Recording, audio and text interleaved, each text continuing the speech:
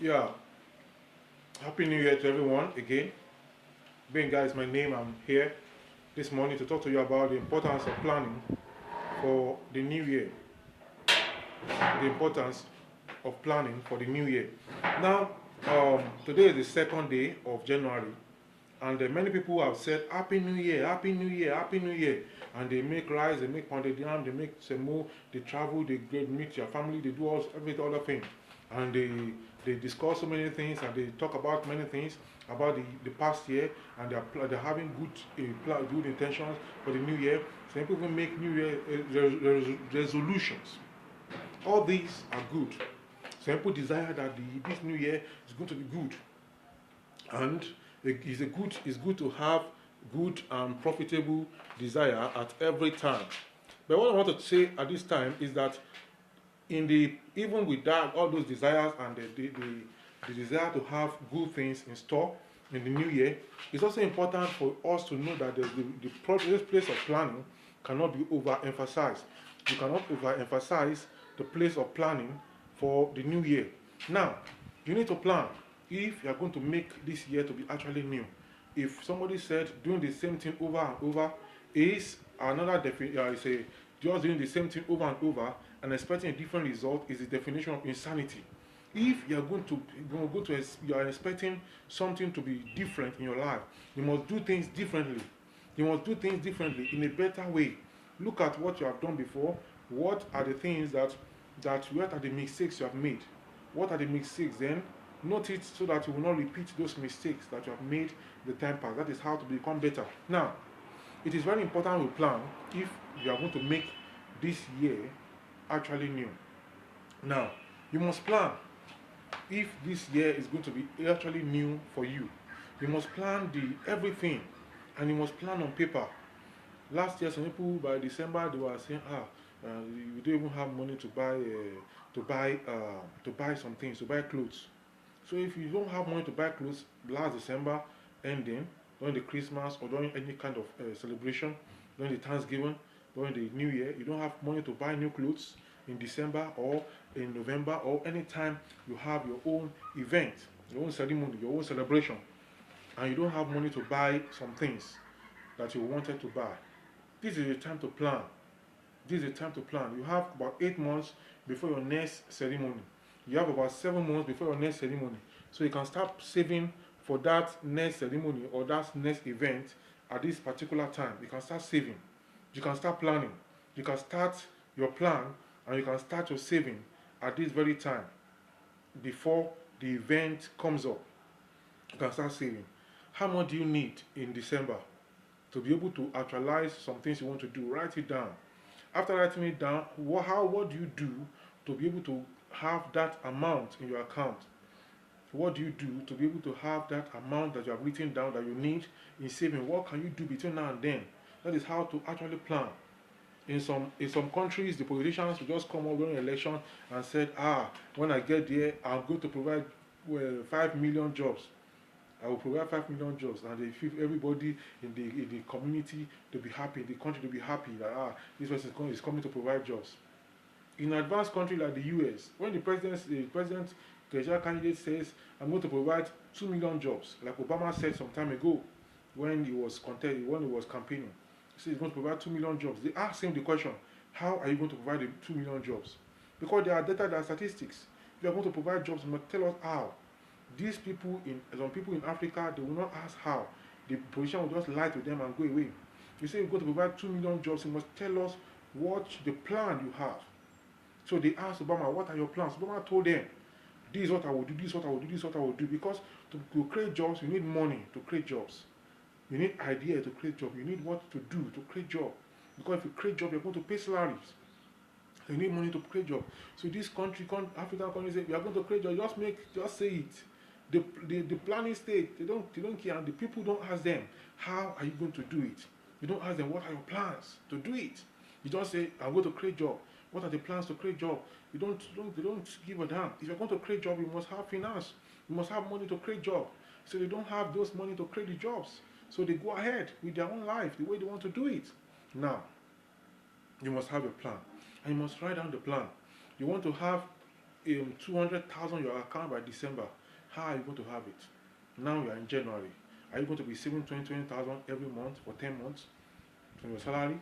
Are you going to save 10,000 every 2 weeks? Are you going to save 5,000 every week?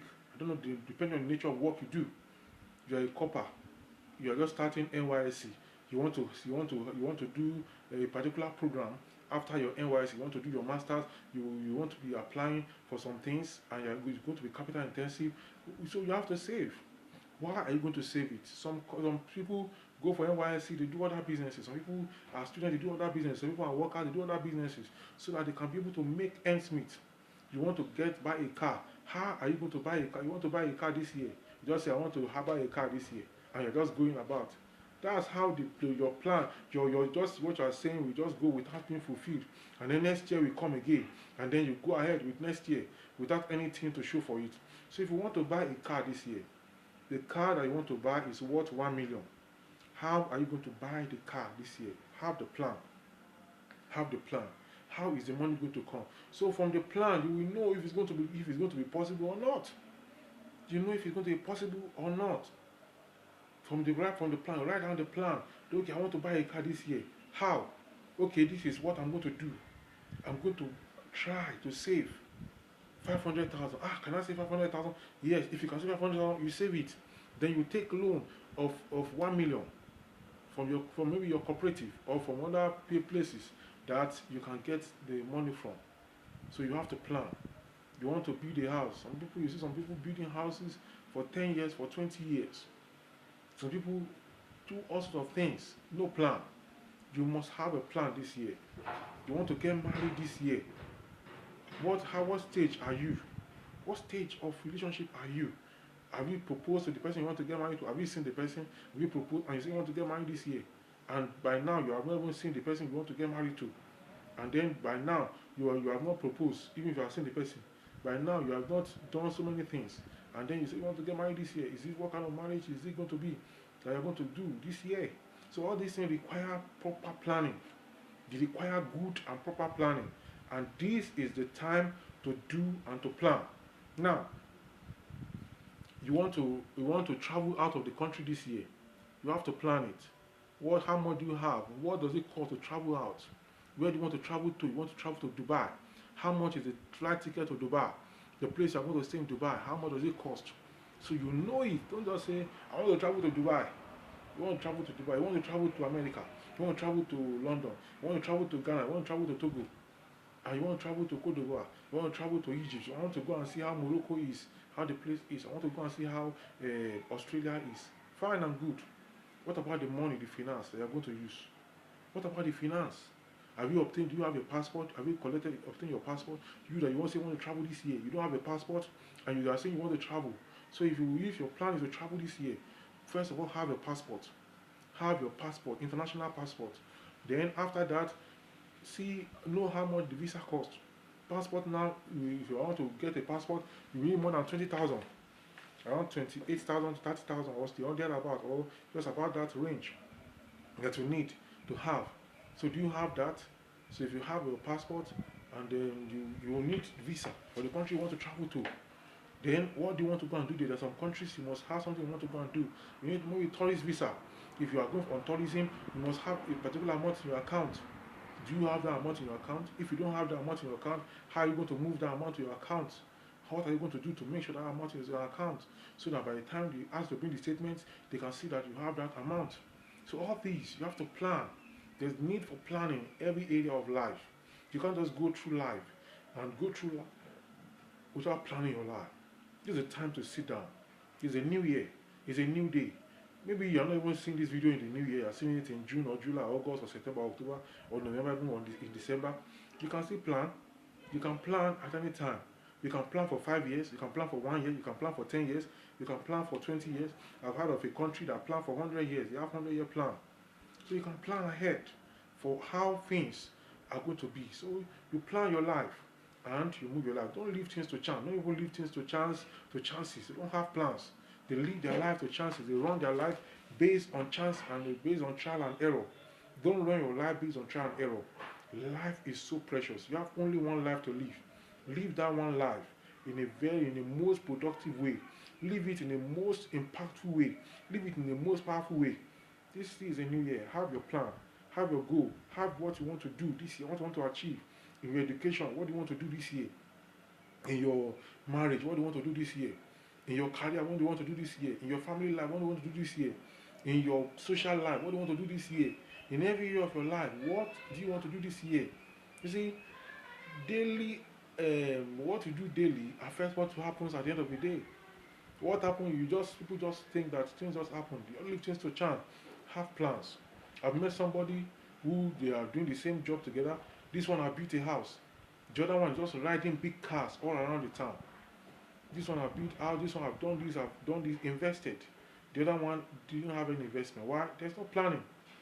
Have a plan, and don't plan just anyhow. Have your plan on paper and put it where you can see it. Put your plan where you can see it, and every time check the plan, reappraise. Don't just put the plan and just leave it somewhere and just throw it away. Reappraise and plan properly. So with all this, you see that this year and the years ahead and your life is going to be a bountiful life, going to be a sweet life, it's going to be a glorious life. God is going to give you good health.